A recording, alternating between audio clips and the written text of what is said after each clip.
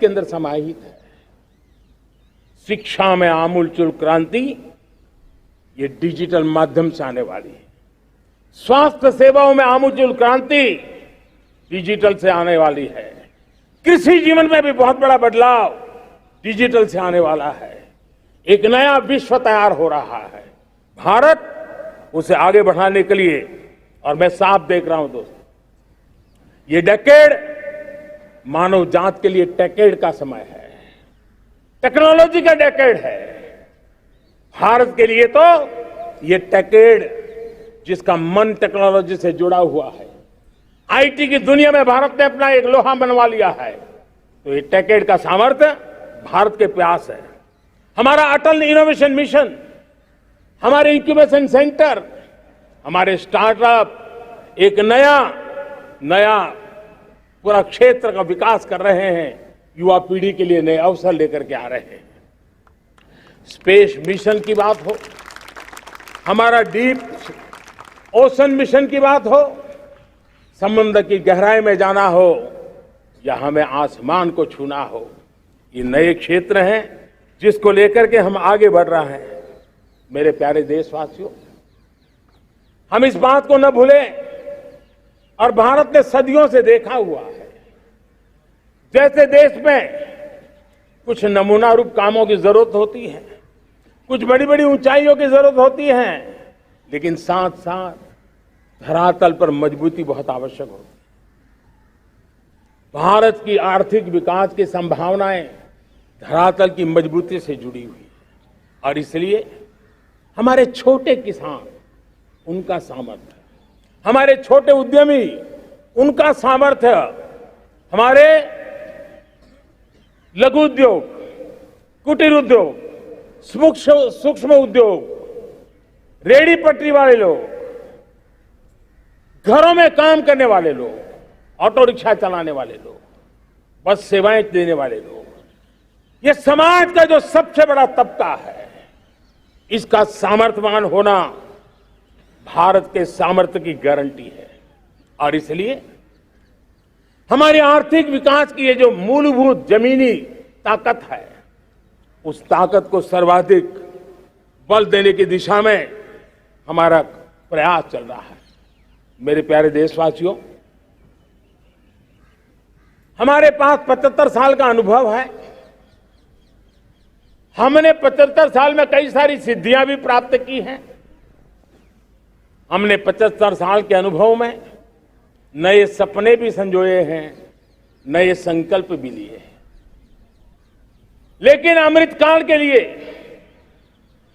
हमारे मानव संसाधन का ऑप्टिमम आउटकम कैसे हो, हमारी प्राकृतिक संपदा का ऑप्टिमम आउटकम कैसे हो, इस लक्ष्य को लेकर के हमें चलना है।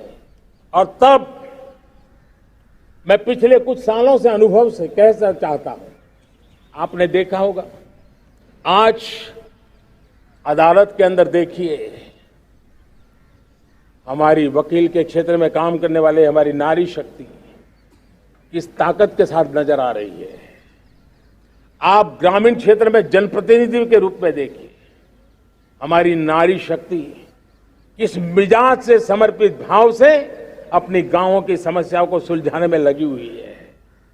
आज ज्ञान का क्षेत्र देख लीजिए, विज्ञान का क्षेत्र देख लीजिए, हमारे देश की नारी शक्ति सिरमौर नजर आ रही है।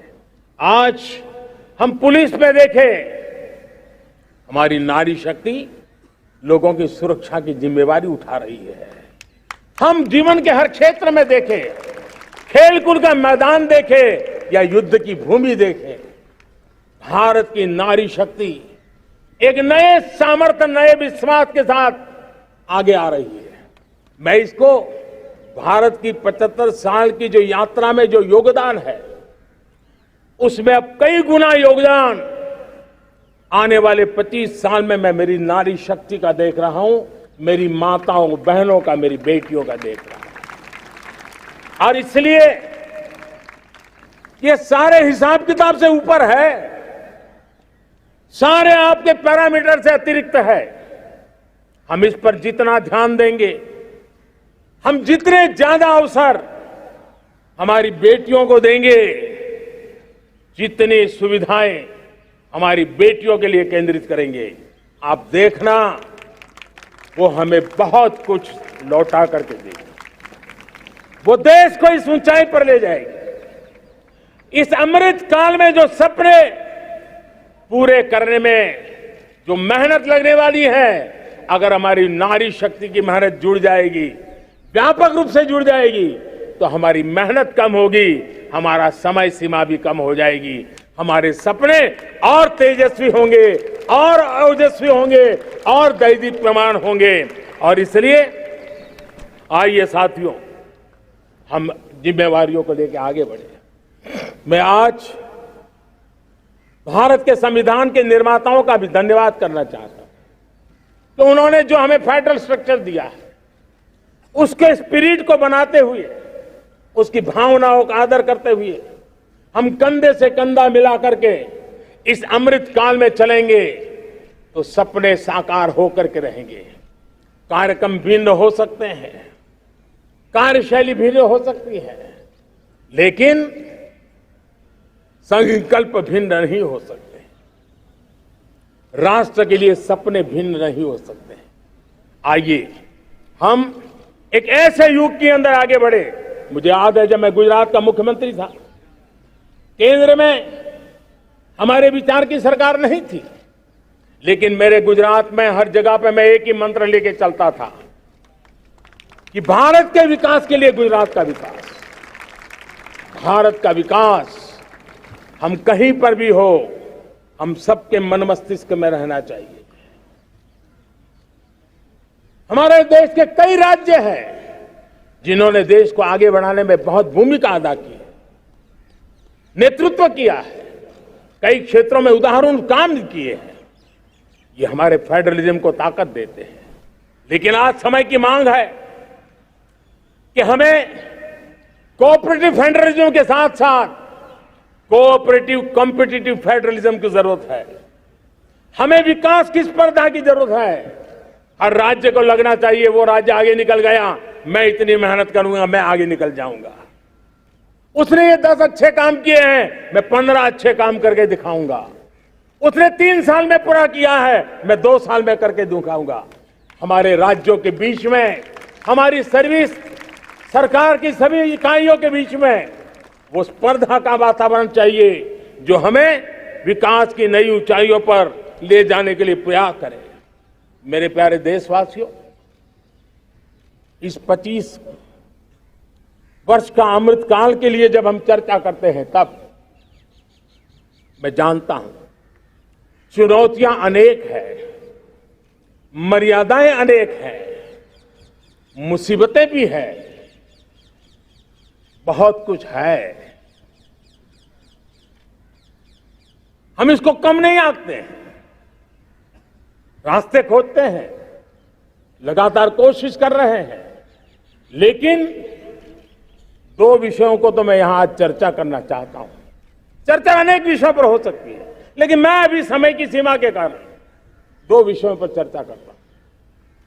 और मैं मानता हूं हमारे इन सारी चुनौतियों को कारण, विकृतियों के कारण, बीमारियों के कारण, इस 25 साल का अमृतकाल, उस पर शायद अगर हमने समय रहते नहीं चेते, समय रहते समाधान नहीं किए,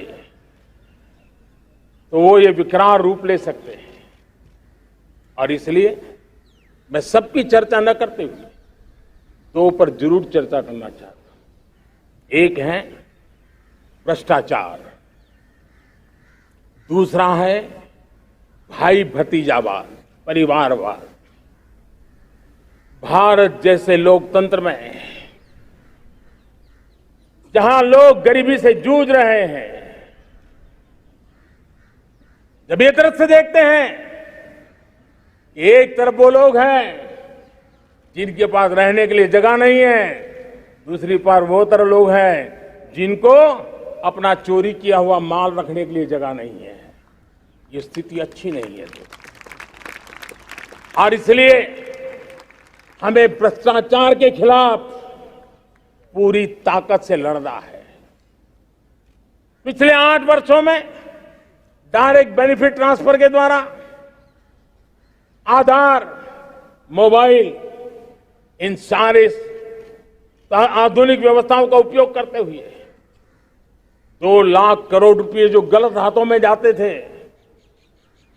उसको बचा करके देश की भलाई के लिए काम लगाने में हम सफल हुए हैं। जो लोग पिछली सरकारों में बैंकों को लूट लूट करके भाग गए, उनकी संपत्तियां जब्त कर करके वापस लाने की कोशिश कर रहे हैं। कईयों को जेलों में जीने के लिए मजबूर करके रखा हुआ है। हमारी कोशिश है जिन्होंने देश को लूटा है उनको लौटाना पड़े, वो स्थिति हम पैदा करेंगे। भाइयों बहनों, अब भ्रष्टाचार के खिलाफ मैं साफ देख रहा हूं कि हम एक निर्णायक कालखंड में कदम रख रहे हैं। बड़े बड़े चमरबंदी भी बच नहीं पाएंगे। इस मिजाज के साथ भ्रष्टाचार के खिलाफ एक निर्णायक कालखंड में अब हिंदुस्तान कदम रख रहा है। और मैं लाल किले की प्राचीर से बड़ी जिम्मेवारी के साथ कह रहा हूं। और इसलिए भाइयों बहनों, भ्रष्टाचार दीमक की तरह देश को खोखला कर रहा है।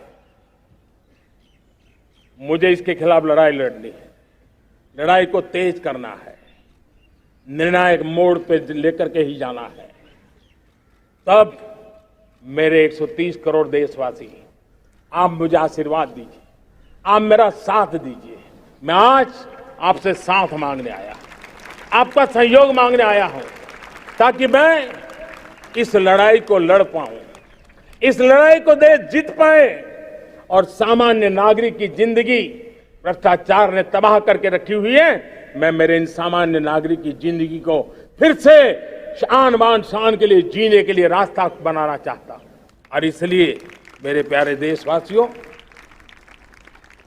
ये चिंता का विषय है कि आज देश में भ्रष्टाचार के प्रति नफरत तो दिखती है, व्यक्त भी होती है, लेकिन कभी कभी भ्रष्टाचारियों के प्रति उदारता बरती जाती है। किसी भी देश में ये शोभा नहीं देगा।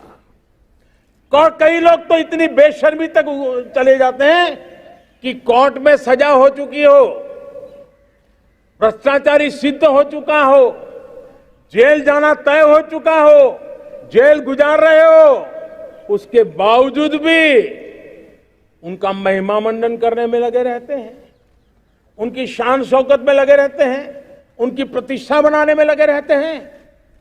अगर जब तक समाज में गंदगी के प्रति नफरत नहीं होती है, स्वच्छता की चेतना जगती नहीं है। जब तक भ्रष्टाचार और भ्रष्टाचारी के प्रति नफरत का भाव पैदा नहीं होता है, सामाजिक रूप से उसको नीचा देखने के लिए मजबूर नहीं करते, तब तक एक मानसिकता खत्म होने वाली नहीं है। और इसलिए भ्रष्टाचार के प्रति भी और भ्रष्टाचारियों के प्रति भी हमें बहुत जागरूक होने की जरूरत है। दूसरी एक चर्चा मैं करना चाहता हूं, भाई भतीजावाद। और जब मैं भाई भतीजावाद, परिवारवाद की बात करता हूं तो लोगों को लगता है मैं सिर्फ राजनीतिक क्षेत्र की बात करता हूं। जी नहीं, दुर्भाग्य से राजनीतिक क्षेत्र की उस बुराई ने हिंदुस्तान की हर संस्थाओं में परिवारवाद को पोषित कर दिया है। परिवारवाद हमारी अनेक संस्थाओं को अपने में लपेटे हुए है और उसके कारण मेरे देश की टैलेंट को नुकसान होता है, मेरे देश के सामर्थ्य को नुकसान होता है। जिनके पास अवसर की संभावनाएं हैं, वो परिवारवाद, भाई भतीजे के बाद बाहर रह जाता है। भ्रष्टाचार का भी कारण ये भी एक बन जाता है, ताकि उसका कोई भाई भतीजे के कार्य आसरा नहीं है तो लगता है चलो भाई कहीं से खरीद करके जगह बना लूं। इस परिवारवाद से, भाई भतीजावाद से हमें हर संस्थाओं में एक नफरत पैदा करनी पड़ी होगी, जागरूकता पैदा करनी होगी, तब हम हमारी संस्थाओं को बचा पाएंगे। संस्थाओं के उज्जवल भविष्य के लिए बहुत आवश्यक है। उसी प्रकार से राजनीति में भी परिवारवाद ने देश के सामर्थ्य को सबसे सारा अन्याय किया है।